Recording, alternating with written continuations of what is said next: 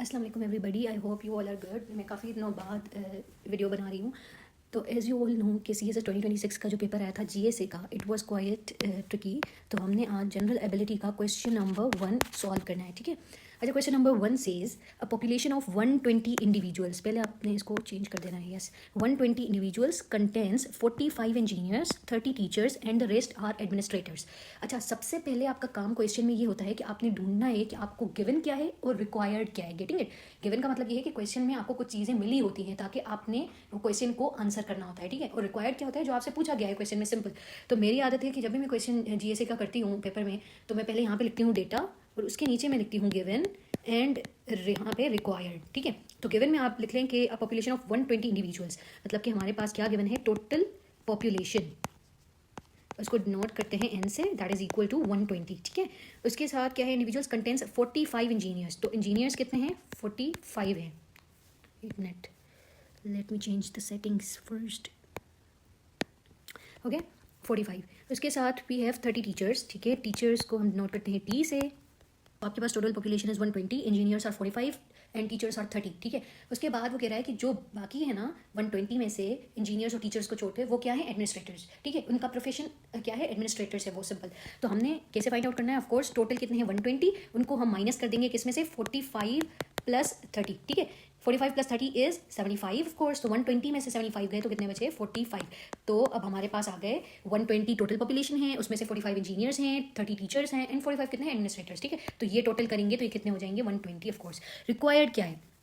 A simple random sample of 6 individuals is selected। अब वो क्या कह रहा है? वो कह रहा है कि एक सिंपल रैंडम सैंपल हम ले रहे हैं जिसमें कितने इंडिविजुअल्स हैं? 6 हैं, ठीक है। Find the probability, what is the probability that exactly 3 engineers are included in the sample. अब वो कह रहा है जो आपने रैंडम लोग जो लिए हैं, जो सैंपल आपने लिया है, उसमें जो 3 है ना वो इंजीनियर्स हैं, बाकी 3 जो है वो टीचर्स भी हो सकते हैं आपके पास, वो एडमिनिस्ट्रेटर्स भी हो सकते हैं, कोई भी हो सकता है, लेकिन 3 एनी हाउ आपके पास क्या होने चाहिए? इंजीनियर। अच्छा, अब आप लोग कॉम्बिनेशन बनाएं पहले, सिंपल कॉम्बिनेशंस आप कैसे बनाएंगे? हमें क्या चाहिए? 3 इंजीनियर्स एनी हाउ चाहिए, ठीक है। 3 इंजीनियर्स, टोटल कितने इंजीनियर्स हैं? 45 हैं, ठीक है।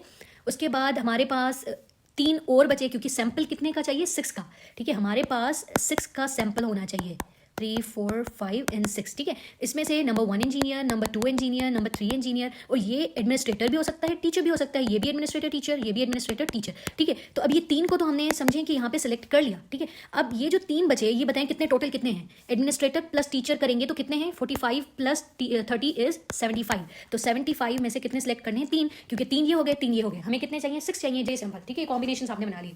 टोटल नंबर ऑफ पॉपुलेशन कितनी है? 120, और उसमें से हमें कितने चाहिए? कितने का सैंपल होना चाहिए? 6 इंडिविजुअल्स का, ठीक है। तो ये कॉम्बिनेशन हमारे पास बन रही है। अब हमने एक फॉर्मूला यहाँ पे लगाना है, मैं आपको बताती हूँ।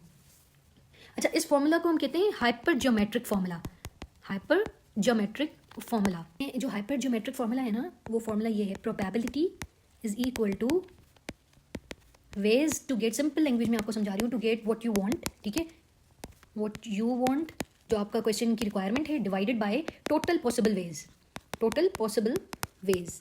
अब हमने कुछ भी नहीं करना है, हमने सिर्फ पुट करनी है वैल्यूज। अब देखें, ways to get what you want, what do you want, हमें क्या चाहिए? 3 इंजीनियर्स, 45 इंजीनियर्स में से 3 इंजीनियर्स चाहिए, और 75 एडमिनिस्ट्रेटर और टीचर्स को मिलाकर टोटल कितने हो रहे हैं? 75, उसमें से भी हमें 3 चाहिए, ठीक है। हमें एक पूरा 6 लोगों का सैंपल चाहिए जिसमें 3 इंजीनियर्स होंगे और 3 जो है वो एडमिनिस्ट्रेटर भी हो सकते हैं या फिर टीचर्स भी हो सकते हैं। तो हमारे पास वो क्या है?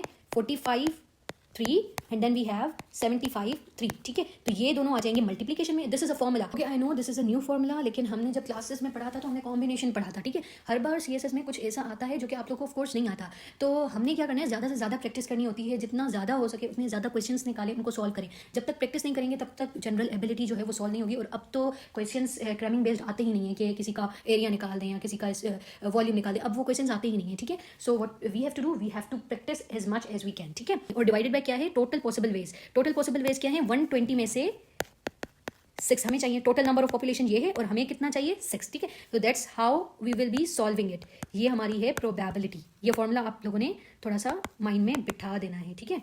ओके, सो अगर हम इसको सॉल्व करेंगे तो will be having the answer 0.26, ठीक है। प्रोबेबिलिटी इक्विवेलेंट लिखिएगा क्योंकि हमारे पास प्रॉपर आंसर नहीं होगा, because we won't be using the calculators in exam.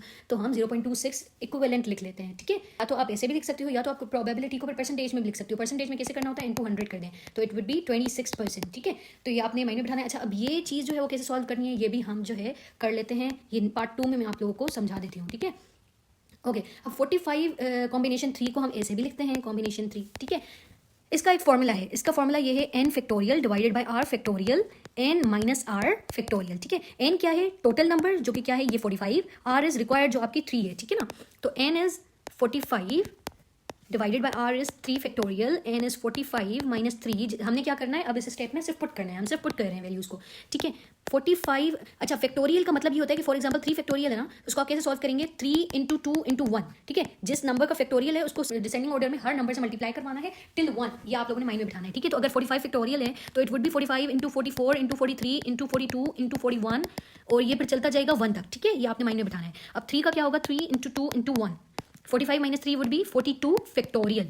अब मुझे ये बताएं कि 42 फैक्टोरियल अगर हम यहाँ पे लिखूँ 42 फैक्टोरियल इसका मतलब क्या है, 42 इंटू 41 इंटू 40 इंटू लेके 1 तक, तो ये 42 फैक्टोरियल, ये 42 factorial will be cancelled out, ठीक है। यहाँ पे कैंसिल हो गए। अब 3 को भी कैंसिल करें, 3 1 3, 3 1 3, 3 5 15, ठीक है। 2 को कैंसिल करें, 2 2 4, 2 2 4, तो कितने बचे 15 इंटू 22 इंटू 43, ठीक है। अब आपने क्या करना है, इनको सिर्फ आपने मल्टीप्लाई करवाना है और कुछ भी नहीं करना, सिंपल जैसे आप लोग मल्टीप्लाई करवाते हो, ठीक है। आंसर विल बी 14190, ठीक है। So that's the answer. अब आपने ये सारे भी सोल्व करने हैं, ठीक है। अगर आपको समझना है तो यू कैन आस्क। और इसका पार्ट बी भी है, ये पार्ट 1 था तो इसका पार्ट 2 भी लोग कीजिएगा।